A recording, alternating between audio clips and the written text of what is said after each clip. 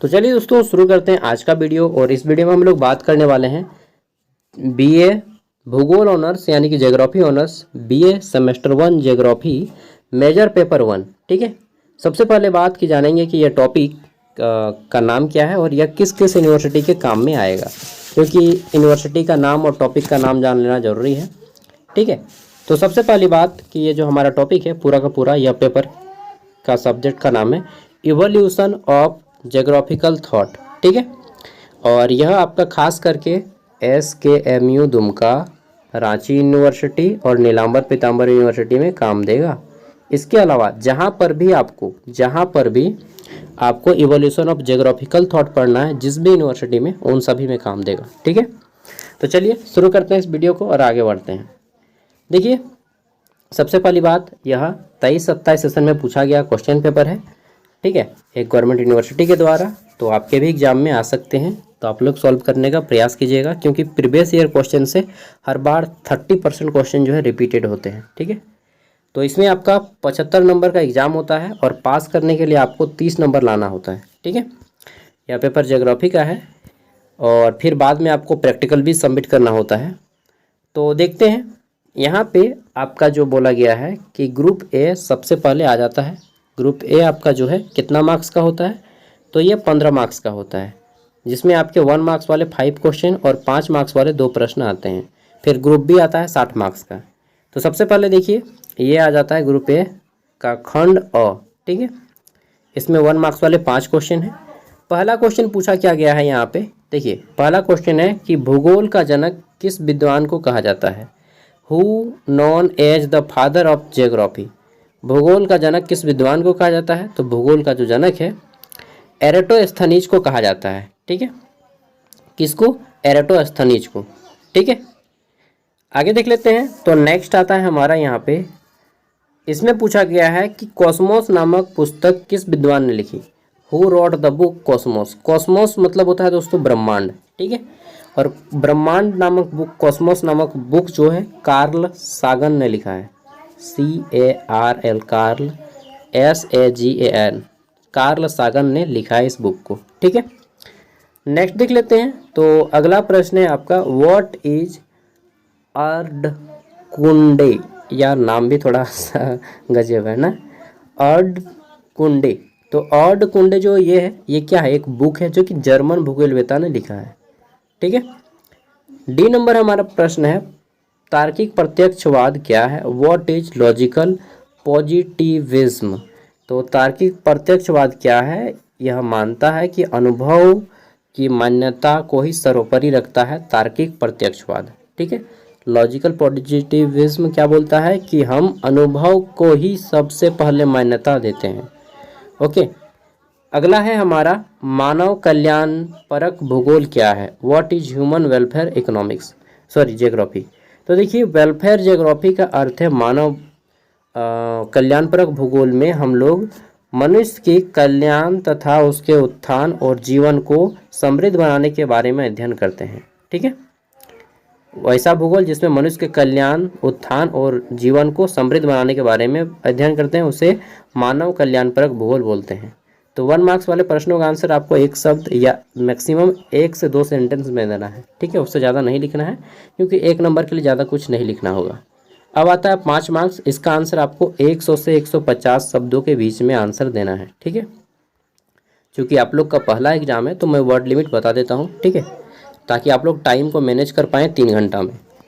प्रश्न है, नवनियतिवाद क्या है। ठीक है, तो आपको डिटेल में लिख देना है कि व्हाट इज न्यू डिटर्मिनिज्म। तो देखिए, न्यू डिटर्मिनिज्म क्या है कि यह जो है आपका मानव के मतलब मानव और पर्यावरण के बीच के संबंध बताता है। बाकी आप लोग डिटेल में पढ़ लीजिएगा। नेक्स्ट है, क्षेत्रीय विभेदन से आप क्या समझते हैं। What is the meaning of areal differentiation. ठीक है, तो एरियल डिफरेंटिएशन क्या है, क्षेत्र विभेदन। तो देखिए, प्रत्येक क्षेत्र या प्रत्येक व्यक्ति में कुछ ना कुछ विशेषताएं होती हैं। ठीक है, सेम प्रत्येक क्षेत्र में कुछ ना कुछ विशेषताएं होती हैं। उनकी भौगोलिक क्षेत्र की विशेषताओं के आधार पर उस क्षेत्र को किसी अन्य क्षेत्र से अलग किया जाता है, इसी को बोलते हैं। ठीक है, डिटेल में आप लोग कर लीजिएगा। अब आता है ग्रुप बी, और ग्रुप बी जो है आपका 15 मार्क्स वाले किन्हीं 4 प्रश्नों का आंसर करना होता है। इसमें आपको और प्रत्येक प्रश्न का आंसर आप लोग 500 से 600 शब्दों के वर्ड में कीजिएगा, ठीक है। इससे ज़्यादा नहीं कीजिएगा, नहीं तो टाइम की कमी हो जाएगी। और इससे कम कर सकते हैं, 400 शब्दों तक भी कर सकते हैं जिनके लिखने की स्पीड कम है, लेकिन उससे कम नहीं कीजिएगा क्योंकि फिर आपको नंबर कम मिलने लगेगा, ठीक है। तो यहाँ पे देख लेते हैं। तो यहाँ पे हमारा पहला प्रश्न आया है, भूगोल को परिभाषित करते हुए उसके कार्य क्षेत्र का विवरण दीजिए, ठीक है। Define geography, give an account of its scope. तो भूगोल को परिभाषित करना है सबसे पहले कि भूगोल कहते किसको हैं, ठीक है। भूगोल को कितने क्षेत्र हैं और भूगोल की परिभाषा देखिए। फिर बताना है कि फादर ऑफ भूगोल एराटोस्थेनीज को कहा जाता है। भूगोल की इतने इतने पार्ट्स हैं, ठीक है। और इसका कार्य क्षेत्र यानी कि भूगोल का क्षेत्र कहाँ कहाँ तक फैला हुआ है, ठीक है। मानव भूगोल, फिर आपको बताना है भौतिक भूगोल, ठीक है, जैविक भूगोल, इस तरह से बताना है जनसंख्या भूगोल। अगला है हमारा यहाँ पे देखिए, मैं इसका नेक्स्ट वीडियो लाऊंगा इन सभी के क्वेश्चन आंसर के ऊपर, जो हमारा डिटेल वीडियो रहेगा। अरे यार कितना पढ़ोगे रे भाई मालूम है आज 3 वीडियो मैं बना रहा हूँ लगातार, ठीक है। तो अभी हालत ख़राब हो गया मेरा पढ़ के यार। तो हमारा प्रश्न है यहाँ पे कि प्राचीन काल में भारतीय विद्वान द्वारा भूगोल के क्षेत्र में किए गए योगदान की विवेचना करें। तो देखिए, प्राचीन काल में भूगोल के क्षेत्र में बहुत ज़्यादा योगदान किन्होंने दिया था मालूम है? क्या नाम है उनका? वो जो जीरो का खोज किया था जी, आर्यभट्ट। तो आर्यभट्ट ही थे जो बताए थे कि पृथ्वी जो है घूमती है और सूर्य एक जगह पे अटका हुआ है। तो वे बहुत बड़े भूगोलवेता थे और ख़ास करके सौरमंडल के बहुत सारे सिद्धांत दिए हैं, ठीक है। तो इसके अलावा भी बहुत सारे लोगों ने दिया है। आगे देख लेते हैं। तो नेक्स्ट है हमारा यहाँ पे छठा प्रश्न। और एक चीज़ यहाँ पे टोटल किन्हीं 4 ही प्रश्नों का आंसर करना है, ठीक है। तो टोटल 6 क्वेश्चन दिया गया है। सबसे पहले 6 को देख लीजिए कि भाई कौन को 6 को है, 4 को पसंद कर लो अपने मन से, ठीक है। 4 को मिल जाएगा और वैसे ही प्रश्नों का आंसर करना है आपको जिसमें आप आंसर कर सकें, ठीक है। यानी कि पहले चुन लो कि हम जिसको ढूंढ सकेंगे, ठीक है, उसी को आंसर करना, अदरवाइज खुद ढूंढा जाओगे, ठीक है ना। तो यहाँ पे टिप्पणी लिखना है। टिप्पणी मतलब नोट लिखना है। पहला है नियतिवाद यानी कि डिटरमिनिज्म। दूसरा जो है हमारा टॉपिक नारीवाद यानी कि फेमिनिज्म, ठीक है। और तीसरा है आपका संभावनावाद यानी कि पॉसिबिलिज्म, ठीक है। ये तीनों के ऊपर छोटा छोटा नोट लिखिए। और जब भी नोट लिखने की बात करें तो कम से कम 150 और मैक्सिमम 200 वर्ड में नोट लिखें। देखिए, एक पेज, एक खड़ा पन्ना में 2 पेज होते हैं, तो आप 3 खड़ा पन्ना में 15 मार्क्स का आंसर करना है, समझ रहे हैं ना। ओके, चलिए अब आप समझ गए होंगे। एक खड़ा पन्ना में 2 पेज, तो 3 खड़ा पन्ना में कीजिएगा तो 6 पेज में आंसर होगा, ठीक है। अगला है 7 नंबर, भौगोलिक ज्ञान के विकास में बिडाल डी ला बलास के योगदान का वर्णन करें, ठीक है।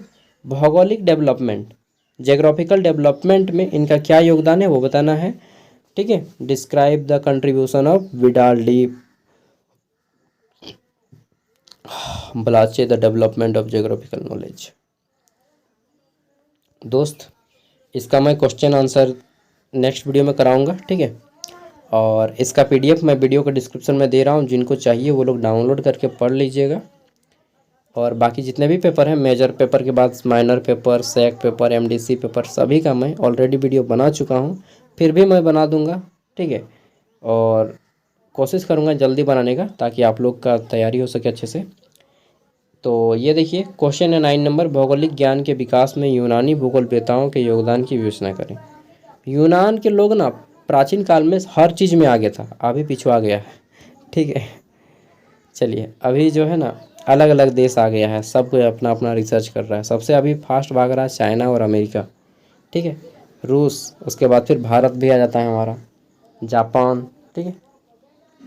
भूगोल के मात्रात्मक क्रांति का वर्णन करना है। Describe the quantitative revolution in geography. तो ये कुछ क्वेश्चन थे जो कि एग्जाम में पूछे गए थे और आपको इन सभी को सॉल्व करके जाना है, ठीक है। चलिए, मैं वीडियो बना के आप लोग के बाद फिर नहाऊंगा, फिर खाऊंगा, फिर वीडियो बनाऊंगा, फिर अपना पढ़ने बैठ जाऊंगा, ठीक है, और अपना काम करूंगा। Okay, bye bye, take care. PDF video के डिस्क्रिप्शन में है। वीडियो पसंद आए तो लाइक कीजिएगा, ना पसंद आए तो डिसलाइक कीजिएगा।